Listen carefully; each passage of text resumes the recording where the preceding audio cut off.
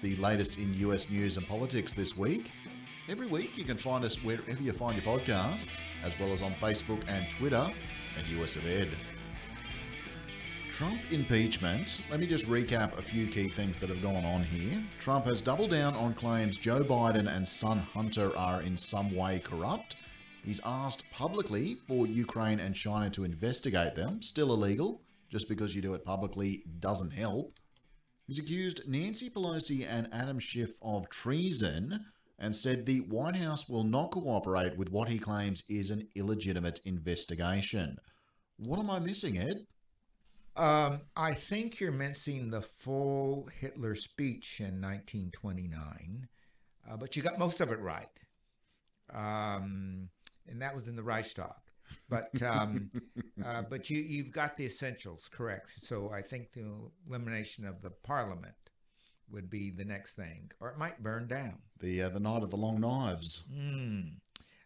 Look, this shows a person who's totally out of touch with the United States Constitution, any constitutional procedure or process. How the Republicans to allow unconstitutional behavior to go on. Let's say he's absolutely innocent. Then if he's innocent, simply turn over the documents to provide proof. Innocent people don't hide the evidence unless they're not innocent.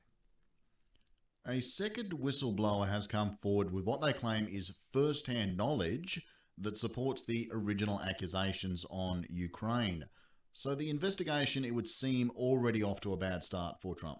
Not necessarily. This was a deep threat, I should say, or deep state person. So he would just simply knock that off and say, well, I was going after these deep state people, the intelligence agencies and so on, and they are the ones against me, and why I need this information is to get back at them.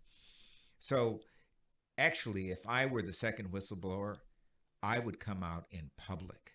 His safest place to be right now is wide out in the open because he's safer there than trying to hide. And just want to circle back on the point you made a moment ago in terms of Republicans and their responsibilities. We have subpoenas for the White House, the State Department. The Dems have formally requested documents relating to Ukraine dealings from Mike Pence. As I said, though, Trump and staff denying cooperation. Again, I'm left wondering what backstops actually are available when you have a commander-in-chief and a party that supports him, controlling the Senate, that point-blank refuses to acknowledge the law. What are the backstops? Well, the U.S. Congress, and that is the lower house, has the right to issue subpoenas and put people in jail. They did it with the Mueller hearing. Remember, people that lied to them went to jail. People who failed to answer their subpoenas went to jail. So it is possible that actually a new special counsel would be appointed to try these people, or Mueller would be rolled out again. So, but I think time's against the Democrats. I think they're going to roll with what they got.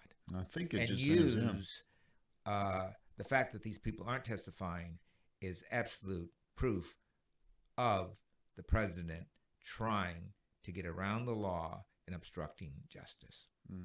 It just seems to me, though, that American governance, the American system, is facing some of its biggest challenges right now. It's biggest. I've never seen anything like this. Of course, I'm not that old. I'm not 200 years old. But I don't think there's ever been a time when the president of the United States did not want to protect the presidency, and this president does not. And I think he'll try to stay in the presidency even if he loses an election. Just briefly, our own glorious leader, Scott Morrison, getting dragged into this as well. News Trump pushed Morrison to help discredit the Mueller investigation into Russian interference. Part of me feels for Morrison, Ed, which is not a sentence I would say often. Getting dragged into this when the Mad King says jump, well, what do you make of it? Well, I think this is a case where he didn't know what he's being dragged into, because he was simply asked, do you have any intelligence information regarding the Downer meeting? And of course, he could have said, yes, we have the actual transcript of the Downer meeting. He gave it to us, and we'll give it to you. So Trump makes a lie out of that and says Downer was pushed into giving this information, that there's no truth to it. And my proof is I got it from the Prime Minister of the Australian Commonwealth. So he makes the truth a lie, and he's never made a lie the truth. Moving on to a potentially much more important story, Trump abandoning Kurdish fighters, pulling US troops out of northern Syria and allowing the Turkish army to mosey on in. Ed, what's happening? Well, you just cited what's happening. Allowing the Turkish army to come in means they'll obliterate the Kurds. The Turks and the Kurds have had a very uneasy relationship. Eastern Turkey is held by a lot of Kurdish military now.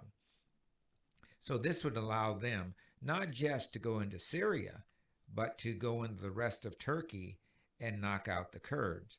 The Kurds were one of our best weapons against ISIS, and the Kurds were depending on the United States to support them. This will be the third time we've let the Kurds down.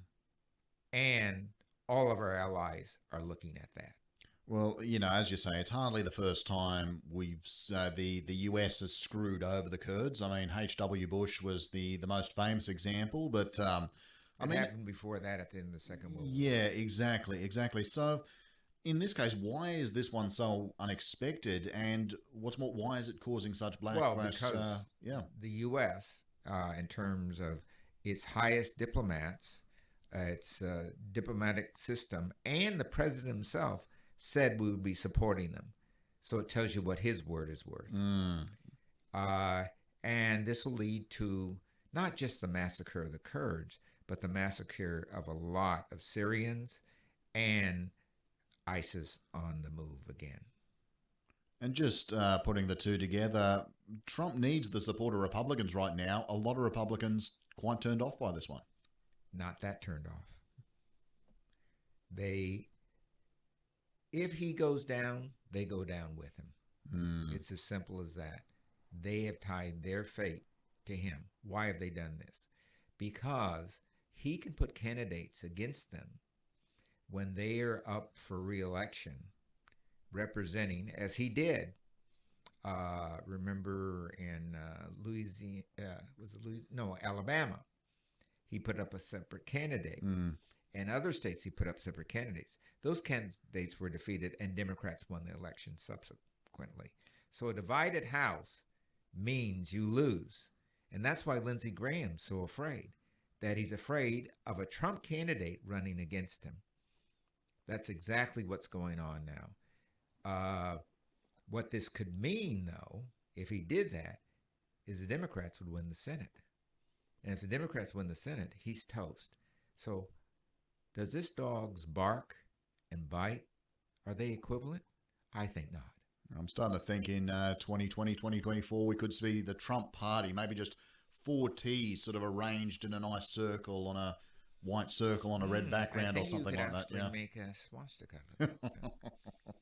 And just on Trump's fallback in this situation, he said via tweet, of course, if Turkey does anything that Trump, in his great and unmatched wisdom, considers to be off limits, he will totally obliterate the Turkish economy. After all, he's done it before. It's true. And it hasn't recovered yet. So what's he going to obliterate? Yeah. It's already gone. My question is, putting aside the whole great and unmatched wisdom entirely, what the hell is he talking about? What he's talking about, they have a very weak economy now. They're not able to export to Europe. That was their major exports because sanctions have been put down on them. Trump would just double down on those sanctions and sanctions of goods coming to the United States. But does Erdogan care? He'd love for his people suffering more. Help him win his next election. Related to this, but less reported, Trump is also looking, it would seem, at withdrawing from the 1992 Open Skies Treaty, which allows unarmed flights over nations who signed on to monitor military activity and conduct arms controls measures. Now, this is most importantly, of course, Russia, Withdrawing, it's said, would be a big boon for Russia, and top Dems have claimed it would be another gift to Russian President Vladimir Putin. What do you know? Haven't we heard this song before? Maybe a little different music, but anything he can do to help the Russians, he's going to do. They got something on him, for sure. And reports the rich are getting richer this week. Well, we knew that, but also paying less tax. US billionaires paying less than working class. In 2018, the average effective tax rate paid by the richest 400 families in the US was 23%, a full percentage point lower than the 24.2% paid by the bottom 50% of American households.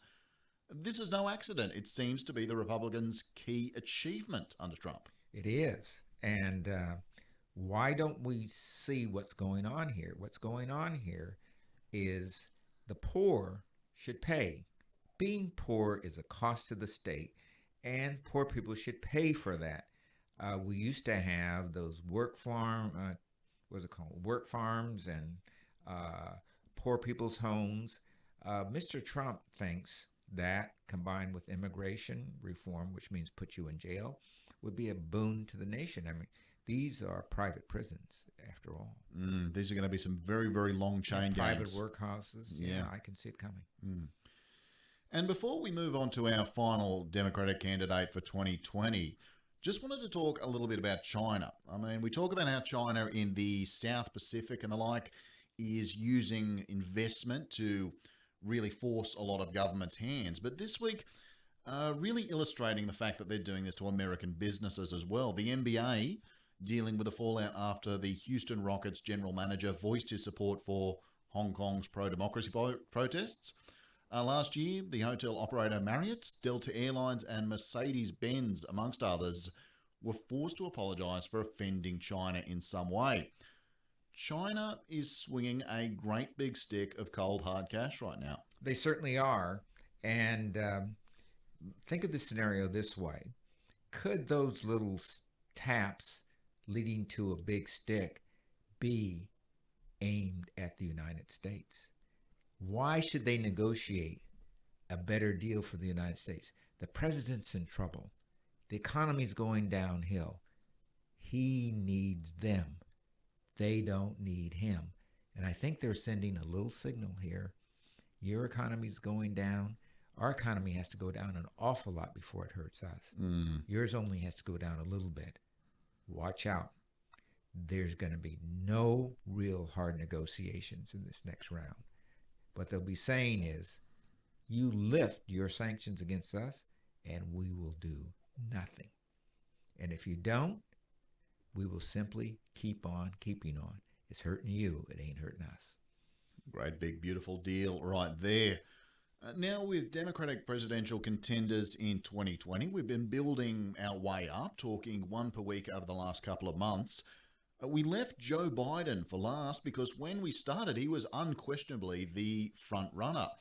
But he's been hurt of late by the Trump-Ukraine situation and by Warren becoming more and more of a contender, as we spoke about a couple of weeks ago. Where is Biden now? Well, Joe Biden still hasn't found his voice. And remember, Obama didn't either, particularly in his second election, until very late in the game. I think Biden is still holding back and doesn't want to attack Trump directly for what we've seen, Trump doing underhanded things, but getting him on the campaign trail and poking holes in his policies, his programs, and the like. So Biden may lose that game, but it's the only game for him to play, because if he comes out strong line now and starts hitting a few times below the belt, people put him on the same level that Trump's on. He has to stay up and look king-like to win. So watch this space. I think it's going to be very close between Warren and Biden. And Warren, I'd give the nod to right now. This is the difficulty of covering a presidential campaign. Really, in the United States, they go on for such a very, very long time. Which is a good thing for our show. Oh, yeah, it gives us plenty to talk about. Just before I let off on Biden, Joe, he seems like a sensible choice for middle of the road Democrats. I think that is unquestionable.